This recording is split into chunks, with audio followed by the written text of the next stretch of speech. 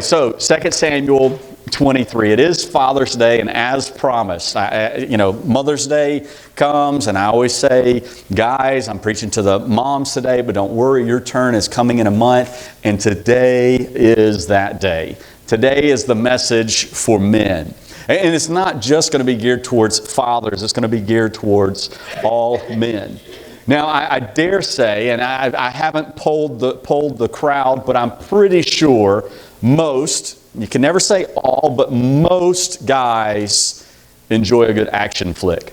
Now, different ones have different opinions of that. Maybe for some of you, it's the old Westerns. I know when we go to Mobile, it seems like inevitably there will be a Western on the television because my grandfather loves those. And so for you, maybe it's an old Western, something with John Wayne on there, or maybe an old one with Clint Eastwood, or some of the others that I don't know that you do because that was before my time. But maybe it's an old Western. You enjoy watching those. Maybe it's some other thing. Maybe it's more modern. But us guys, we generally like a good action flick. It could be the one where the nobody who no one expects anything of stands up and makes a difference, ends up being the hero. Maybe it's one of the superhero movies. You like to see them save the day. Or maybe it's a sports one. Man, those always get me. The sports one where you have the underdog team that no one expects to do anything, but they rally around a cause. Maybe it was an injured player at the beginning of the season, or maybe it was the walk-on who, again, should never have made it. They rally around him, and you see them victorious by the end of the film, and you're just, you've got all the feels, like the men going, those feels, like, yeah, all right. Yeah, we all have our favorite movies, and I dare say, and again, I didn't poll the crowd today, but I dare say most, if not all men, your favorite movie can't be found on the Hallmark Channel. All right, I'm just going out on a limb there. All right, because guys, we like the manly movies.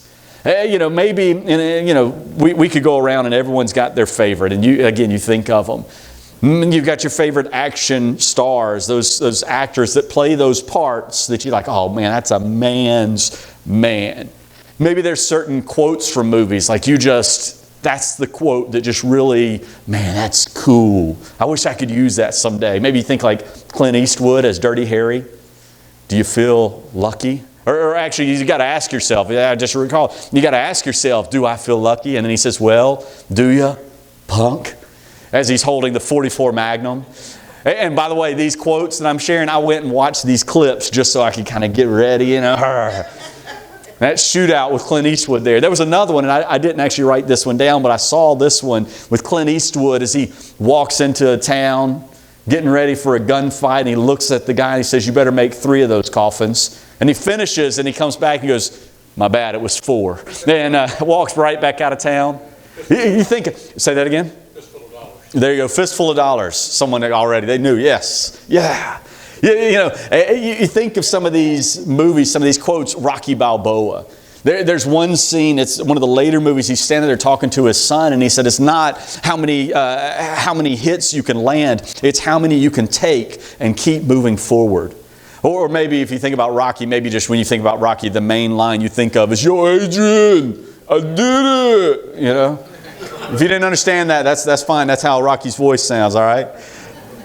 Or maybe you think about Russell Crowe in Gladiator as he turns his back on the emperor, and the emperor says, what's your name? And he takes off the helmet, and he turns and he looks at him and he says, my name is Maximus Decimus Meridius, commander of the armies of the north, general of the Felix legions, loyal servant to the true emperor Marcus Aurelius, father to a murdered son, husband to a murdered wife, and I will have my vengeance in this life or the next. You watch that and say, yes, you will. You get him. That's right.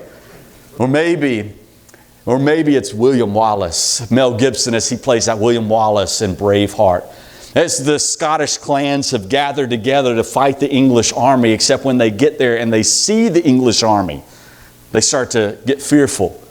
And one of them turns to run and he says, I'm going to go home. I'm going to run and I'm going to go home where I can live.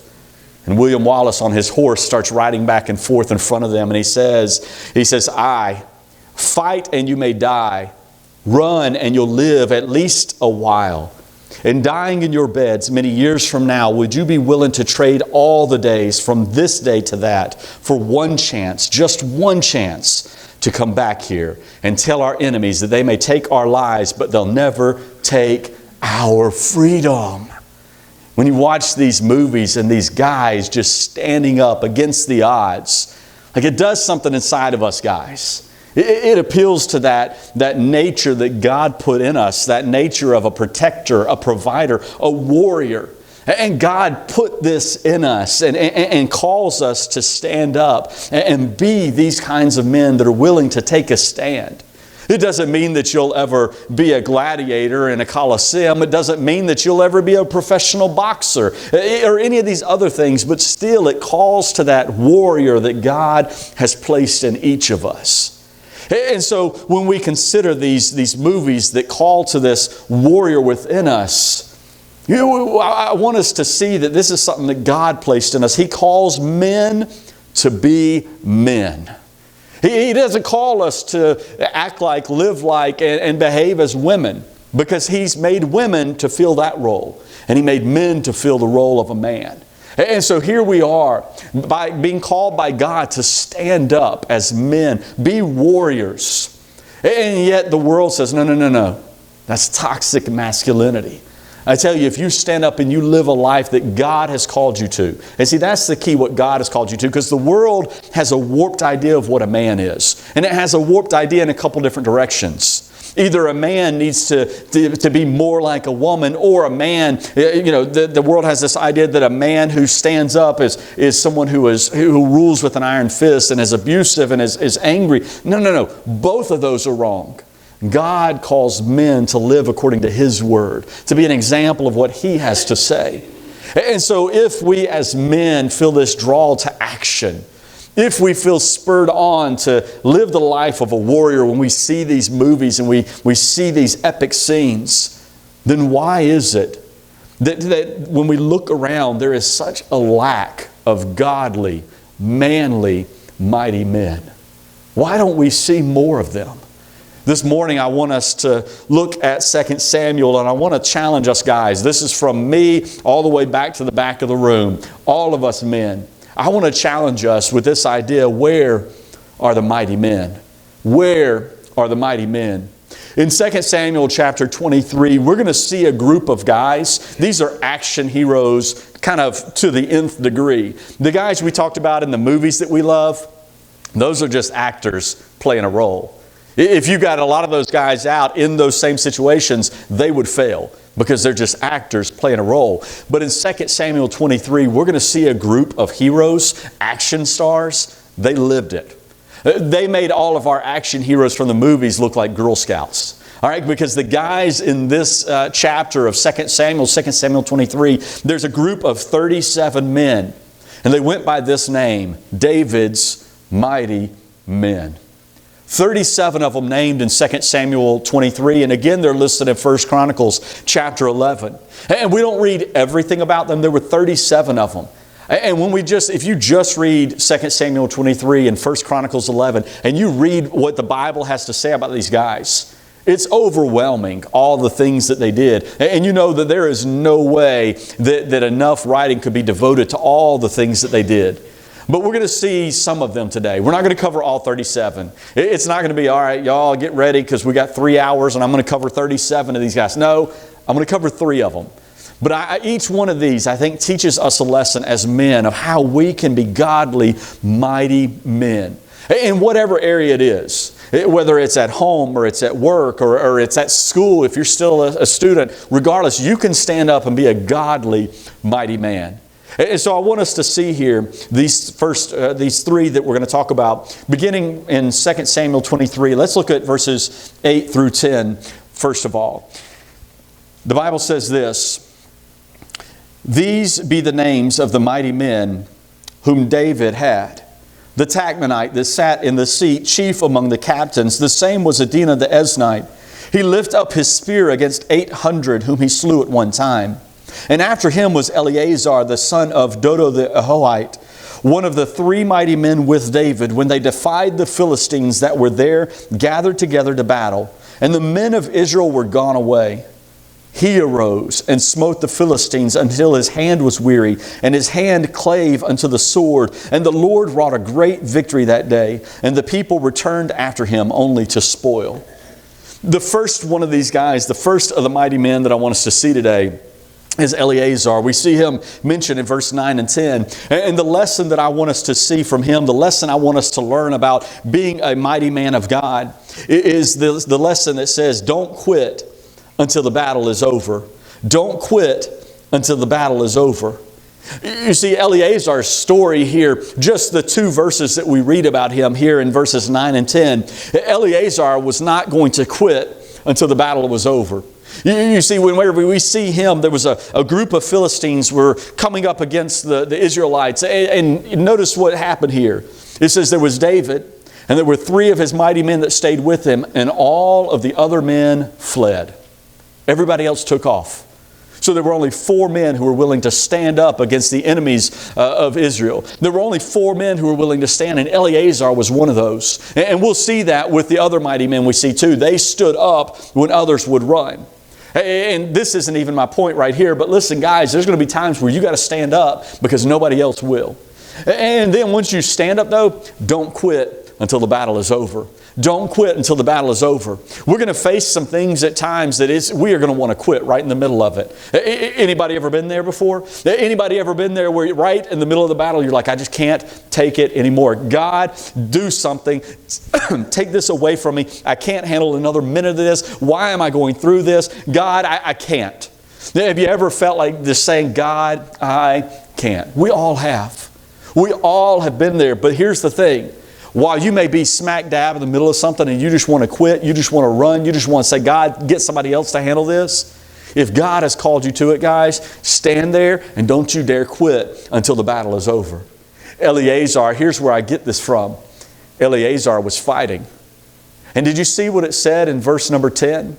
It said he fought so hard. He was so intent on fighting this battle, winning this victory. It says he was just swinging his sword. He was doing battle. And in the midst of it, his hand kind of seized up around the sword. He couldn't even let go of his sword because his hand was just molded to the handle of the sword. And so all he could do is just keep fighting, keep fighting, keep fighting. And you know what was his signal that it was time to quit? Victory. That was the only way that he would quit, was when victory was proclaimed. And when the Lord wrought a great victory, that's when he stopped.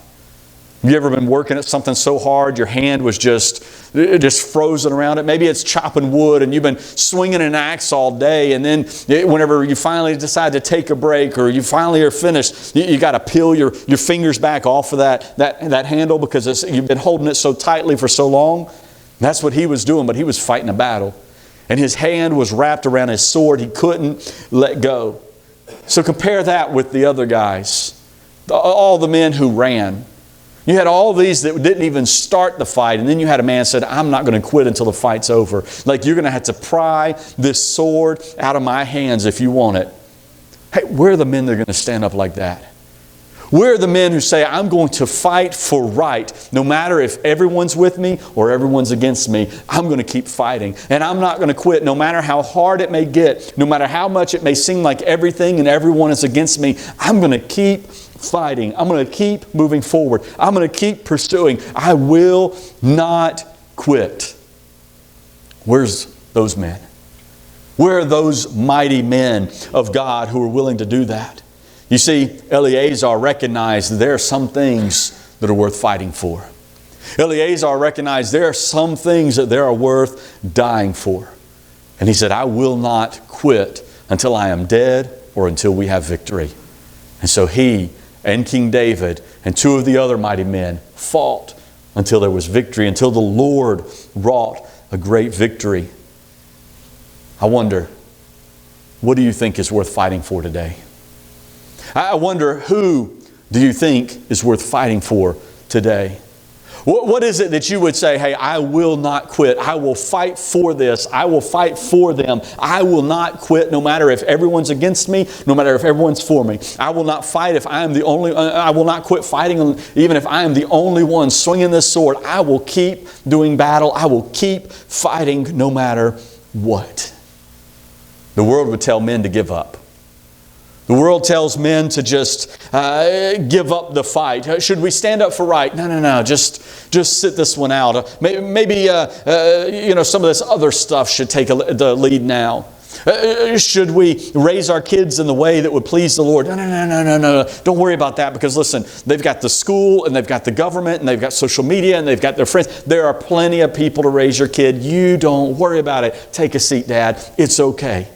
Will you relinquish? Will you give up? Will you let someone else fight the battles for you? Hey, be faithful to your spouse. No. It's okay. There are plenty of fish in the sea. Why should you be tied down? Don't fight for that. Listen, we must fight. The world will loudly proclaim what men should do, and most of the times it's this: sit down and shut up. That's what the world wants men to do. And what does God say? You better stand up and fight. Don't you quit. You stand up and you fight for what is right. Stand up and fight until the battle is over. I've said it before in many different contexts, but until you're dead, God's not done. And as far as I can tell, everyone is still alive in this room, which means God is not done with any of us. That means God has a plan for each of us. And guys, God wants us to stand up and fight. And He says, until you are dead or until I proclaim victory, you keep fighting. What is it that you will fight for? What is it that you are willing to stand for? What is it that you will be so intent that your proverbial sword will be stuck in your hand? You won't be able to open your hand because you are so intent on fighting this fight. Don't quit until the battle is over. We see that from Eleazar and his example. Let's continue reading, because I want to see the next guy here in verse 11 and 12. The Bible says, and after him was Shammah, the son of Agi the Hararite. And the Philistines were gathered together into a troop where was a piece of ground full of lentils. And the people fled from the Philistines. But he stood in the midst of the ground and defended it and slew the Philistines. And the Lord wrought a great victory. The next thing I want us to see is that we are to stand our ground despite the odds. And we see that from Shammah. This guy here, again, everybody took off except one guy. This time all the people that were nearby took off, which means that there were no other mighty men in the area. It means David wasn't there at the time, because they would have stood with them. But for whatever reason, he was by himself. He was the only mighty man there, and there were other men of Israel nearby. And so when the Philistines started heading their way, all of the other men took off. Shammah had to take a stand all by himself. Stand your ground despite the odds. Shammah took a stand here. It says it was a piece of land. It was full of lentils, piece of ground full of lentils. I actually heard a preacher preach not too long ago. I think it was at Old School. I know it was at Old School, because the very first thought I had of this message was January or February this year. I told you I'd been praying on this for months. It was a preacher at Old School preached from that passage, and he talked about that Shammah stood his ground in the pea patch. That's what he called that ground full of lentils, the pea patch. Shammah was willing to stand when everybody else took off. There was something about this piece of ground that made him think, this is worth fighting for. This is worth dying for. This is worth standing against impossible odds for.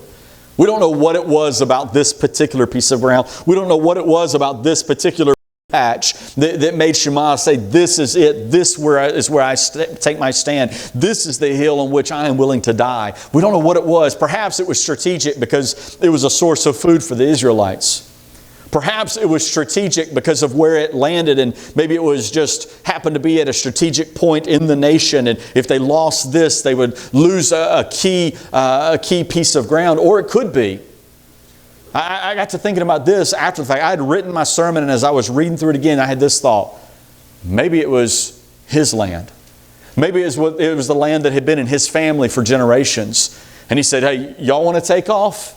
You don't want to defend my land, my family's land? That's okay. If nobody else will, I will stand for that which belongs to my family. I will take a stand on our land, and I will fight anybody that tries to come and take it. And so I will stand here. Each time I say that, come and take it, I'm reminded as I was reading, there's a phrase, as a matter of fact, I think you have this on your forearm if I'm not mistaken. There's a phrase, and it's popular today from those who are big proponents of Second Amendment, but it goes back generations, like a few thousand years ago. It was said that when Xerxes was invading Sparta and King Leonidas was taking a stand against it, Xerxes told the Spartans to lay down their weapons. And the Spartans, King Leonidas specifically, stood up and he said, if you want our weapons, come take them. Hey, that's these guys, these mighty men, that's their philosophy. You want this land? Come take it. You want our people? Come take it. You want our weapons? Come take it. I ask you, where are the mighty men today that are willing to stand and say, world, you want us to lay down our principles? You want us to give you our children? Come take them. You see, too many are saying, oh, well, here you go. Here, let me wrap it up. Whatever you want here, let me just give it to you. And that's the reason our world's in such a mess, because there aren't men willing to stand up and say, you want it? Come take it. I will fight you to the death. And so we see here Shema. He says, hey, you want this land? Come get it. Hey, the odds were not in his favor. There was a troop of Philistines, and it doesn't tell us how many was in a troop, but it was more than one. And he was just one guy. But the great thing is, he was just one mighty man. He wasn't just one man. He was one mighty man. And he said, you want this pea patch, this ground full of lentils? Come on. And what happened? One guy took a stand for what was right, and the Lord wrought a great victory. The Lord wrought a great victory. I wonder what ground you've given to the enemy today. What ground have you yielded to the enemy and you said, okay, well, hey, I'll let you have this. Because of course, if I give you this, you'll leave all of this alone. How many of you really think that's how the devil works? How many of you think that's how the devil works? If we give him a little bit, he'll be content with that and we can go and have all the rest. No. It's been, somebody has said in the past, and I know countless preachers have used it, but if you give the devil an inch, he'll become a ruler.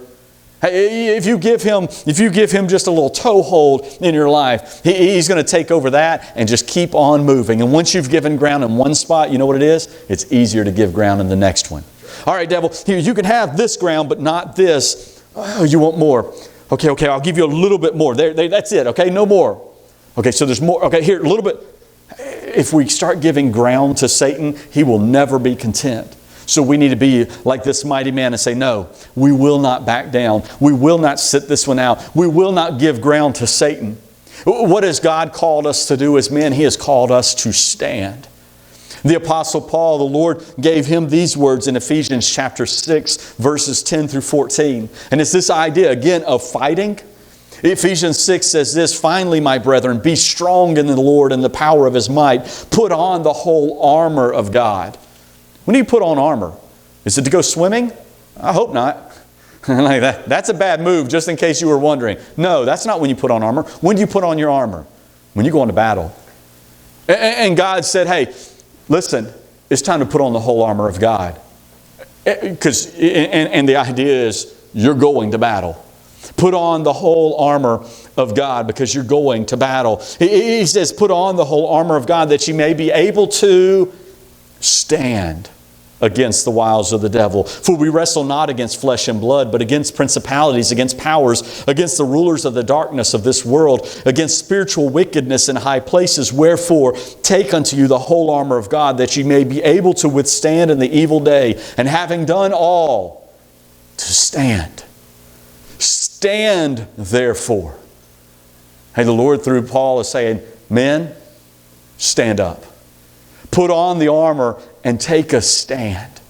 Shema said, hey, y'all want to come up against me? I don't have any backup, but I'm not leaving this ground.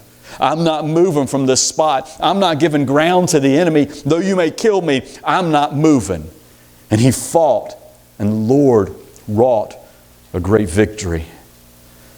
The third one we see, verses 20 through 22. So we've seen Eleazar and Shema.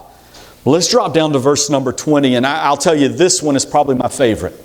Now, of the three that we're looking at, this one is my favorite, and it's one that I heard of years ago, actually, and it's just kind of always been in the back of my mind. Verses 20 through 22 say this, "And Benaiah the son of Jehoiada, the son of a valiant man of Kabzeel, who had done many acts, and he slew 2 lion-like men of Moab, and he went down also and slew a lion in the midst of a pit in time of snow, and he slew an Egyptian, a goodly man. And the Egyptian had a spear in his hand, but he went down to him with a staff and plucked the spear out of the Egyptian's hand and slew him with his own spear. These things did Benaiah the son of Jehoiada, and had the name among 3 mighty men." The last thing I want us to see, and it'll take a little explanation, but I'll get there. I want us to consider this: resist the devil no matter how hard. Resist the devil no matter how hard. This guy Benaiah, this was a manly man right here. It says that he slew 2 lion-like men of Moab. Now, as I read, I'm like, what does it mean, lion-like men of Moab? But one of the things that seemed to keep coming up, it was a good chance that these were of some royal line of Moab. You think of a lion as the king of the jungle. And so some said that these lion-like men of Moab probably were warriors who were also princes in Moab. And it says Benaiah killed them both. Then this Egyptian he comes against, and it says that he was a goodly man. Another place tells us that this Egyptian was a giant. And so Benaiah, he shows up with a staff, a big stick. So he shows up with a big stick. This giant from Egypt comes up against him, and he has this massive spear. So Benaiah looks at his stick. He looks at his spear. Looks at his stick. I think that spear would do better. And so he goes and takes the spear from the Egyptian and then, with it. All right? It says that he slew him with his own spear. Benaiah was a bad dude. He went up and like, hey, I like that. I'll use it. But those, as awesome as those stories are, they're not the one that jumped out at me. At the end of verse 20, something is said that when you just stop and think about it, it's crazy. It says at the end of verse 20, "And he also slew a lion in the midst of a pit in time of snow." There's an author who wrote a book some time ago, and he used this as his inspiration for it. And it was called this: "In a pit with a lion on a snowy day." In a pit with a lion on a snowy day. Benaiah, however it happened, he came across a pit and there was a lion down in the pit. What would you do? Yeah, keep walking, right? That's a lion in a pit. I'm going to leave him right where he's at. Not Benaiah. Oh, and also, by the way, it was snowing. That just is like thrown in there. It was snowing, and he came across a lion. It's down in a pit. That lion was mad, because if it was down in the pit and it couldn't get out, it was not happy about that. And Benaiah jumped in to take it on. Anybody volunteering for that job? Anybody like, man, if only I could jump into a pit with an angry lion, that would be awesome. If you are, you probably got some issues, okay? Benaiah had issues. No, hey, for some reason, that lion had to die. We don't have background. But just think of what it could have been. Maybe that lion had been tormenting the villagers that were close there. And Benaiah said, if somehow it gets out of this pit, it's going to go kill more people. It's going to continue to torment this village. Maybe as he saw this lion, he recognized that that's the one that's been taking the sheep. That's the one that's killed some of my sheep. That's the one that killed some of the king's sheep. We can't have that. Whatever the reason was, Benaiah said that lion in that pit in this time of snow has to die. And so Benaiah jumped down into this pit and killed a lion. Now, why would that be something that we could take as yeah, let's kill a lion in a pit in the time of snow? How is that supposed to rally us as men? As I was reading that, and I kept coming back to that, my mind took me over to 1 Peter chapter number 5, verse number 8 and 9. Be sober, be vigilant, because your adversary, the devil, as a roaring lion, walketh about seeking whom he may devour, whom resist steadfast in the faith. Listen, there's a lion that's roaring and wants to devour every one of us. There's a lion that's roaring and wants to devour our families. There's a lion that's roaring, and his task, his threefold task is the same today as it was back in the garden. He wants to steal, kill, and destroy. And you know what most men are doing? Well, that's a lion. I can't do anything about that. I guess I just lost that fight. Not Benaiah. He said, that lion right there, he's got to go. And listen, God calls us men. He calls us to stand up. The devil is a liar. The devil is a destroyer. The devil is a thief, and he wants to steal our families, wreck our lives. And we need to take a stand. We need to be girt about with the armor of God. We need to be ready to fight. We need to be ready to stand, and then we need to resist the devil instead of just giving him an inch here, giving him a foot here, giving him ground here. We need to stand up and fight that lion. Fight the devil. Resist him no matter how hard. Hey, fighting a lion is not going to be easy. I don't see where Benaiah weighed the cost. Well, I don't know. I mean, he's trapped in a pit, so he's probably going to be desperate. He's probably, a cornered animal is the most dangerous animal. And now he's down in a pit, and it's slippery because there's snow. And I don't know, should I do this or should I go back to the village, maybe get a spear and come back and throw it at him? Or maybe we don't see that. It says he jumped in and he took on the lion. I wonder how many men are going to stand up and say, no, Satan, you don't get my family. No, Satan, you don't get my testimony. No, Satan, you don't get my church. No, Satan, I'm not giving you any ground. I'm going to resist no matter how hard it may be. Guys, we're not going to have a literal lion on a literal snowy day in a pit that we have to jump down and fight. But you know what? The lion that you have to fight, the devil that you may have to fight, may be in that computer you're sitting in front of when nobody's around. The devil that you have to fight, he may be in that coworker that keeps flirting with you, and you got to say, "Nuh-uh, you ain't welcome here." That lion, the devil, may be in that drink that keeps calling to you that you've had victory over for years. It may be in that anger that keeps flaring up. Listen, what is that lion that you're willing to stand up and say, "No, I'm not giving into this anymore. You don't get this, Satan. You're not going to have a victory here. I'm going to resist you no matter how hard it may be." Listen, God is calling out to us men to be what He designed us to be, and that is mighty men of God. We are to take a stand and stop being the sissies that the world wants us to be. Take a stand and say, no, I will stand my ground. God is calling us not to quit. He's calling us to stand our ground, to resist the devil, but the thing is, we can't do it on our own. We can't do that on our own. We have to take a stand with the help of the Lord.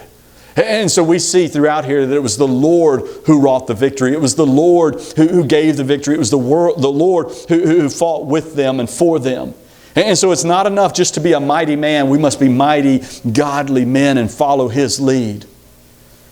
Before we close, there's one other man that I wanted to call out.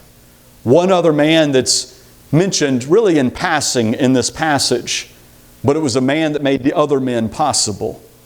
Do you recall what I said at the beginning, that these 37 men were called? Not just mighty men. Whose mighty men were they? Anybody recall? Good. 3 of you listened. Awesome. They were David's mighty men. We just read about a guy who fought and killed a lion. We read about a guy who fought and killed a giant. We read about guys who stood up to the Philistines and fought battles against them. You know who else had done all those things? David. David, when he was watching his father's sheep, a lion came and tried to take the sheep, and he slew it with his own hands, and also a bear. Whenever he went to take some snacks to his brothers as they were doing battle against the Philistines, he overheard a noise down in the valley, and he says, "Hey, what's the deal with the big guy down there?" And they're like, "Oh, well, that's Goliath. He's the champion of the Philistines." And David listened, and he said, "Well, who's going to take care of that? Have you heard what he's saying about our God? Have you heard what he's saying about Israel? Who's going to deal with that?" And everyone's kind of like, "Well, listen, David, here's the thing. See, he's really tall, and we're not. So he's a big guy. He's strong. He's a champion. Really, I don't know what we're going to do." "Well, what about the king? Is he going to go?" "Yeah, no, he's not either." And you remember, it fired David up, and he said, "Is there not a cause? Is there not a reason to stand?" And he was surrounded by men who were cowering. And he said, I think we need to stand. And throughout his life, there were times where David had to take a stand. It wasn't just one giant that David fought, although Goliath is the one that we know the most about. There are other times where David faced giants. And then he surrounded himself with a group of guys. He said, guys, here's what you do. When there's a giant in front of you, you take off its head. Hey, when there's a lion, you kill it. When there's an army coming against you, you stand your ground. Listen, guys, we need, first of all, the Lord's help. And that's primary. But secondly, we need to surround ourselves. We need to learn from guys that are going the right way.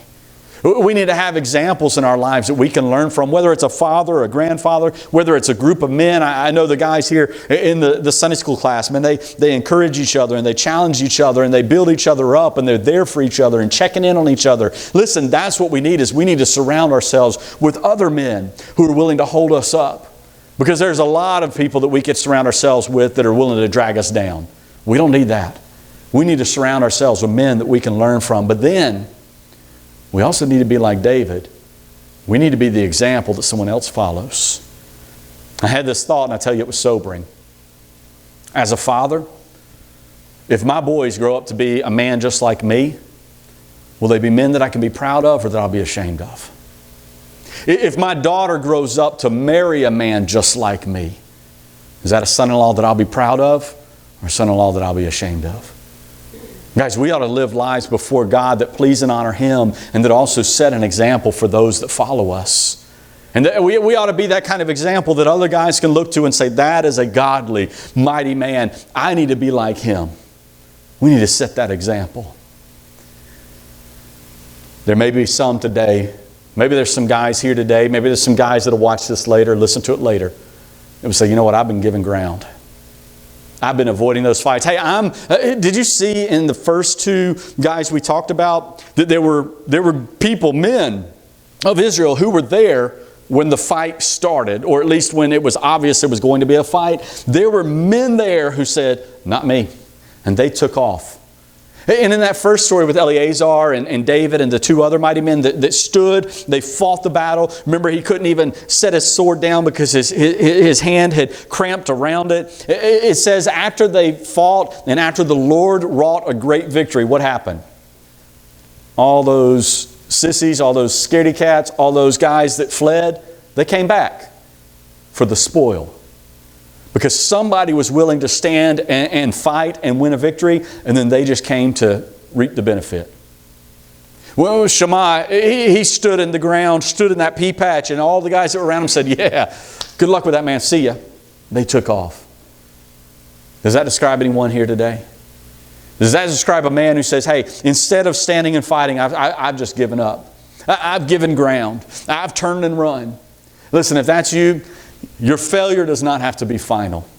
Your failure does not have to dictate the rest of your future. Stop running, turn around, and take a stand.